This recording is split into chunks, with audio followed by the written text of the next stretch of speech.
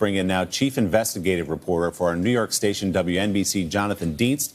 He's been covering Jeffrey Epstein for years. No one is more plugged into New York law enforcement. Jonathan, thanks for being here this morning.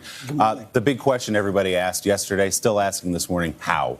How could such a high-profile inmate, perhaps one of the most high-profile in the entire system of the United States, be left unguarded, unwatched for so long that he could take his own life? Okay, the first answer to how is going to come from the medical examiner, because it's going to tell us officially how he died. All law enforcement officials are telling us that this appears to be a suicide and that he was found in his cell around 6:30 yesterday morning. How was he left alone in his cell for some time? He's supposed to be checked every 30 minutes. The question now, were those checks being done as appropriate? He's in a cell on his own. It's a steel door with one window. Guard's supposed to come by, check every 30 minutes. Was that enough time, a gap for him to take his own life? There was an incident back in late July 23rd, where it was an apparent suicide attempt.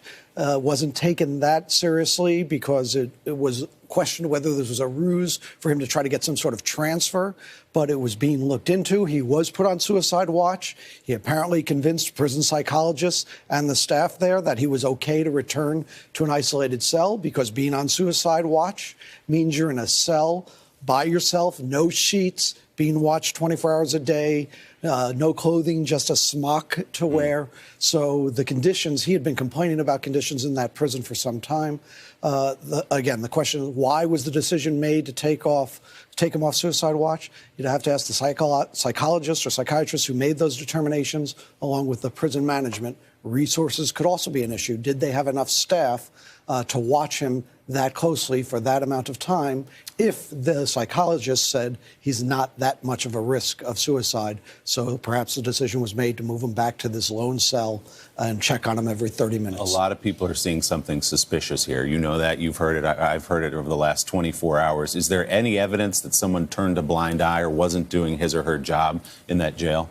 As of now, too early to know whether people did their job correctly. Obviously, something went wrong, because an inmate in federal custody is dead.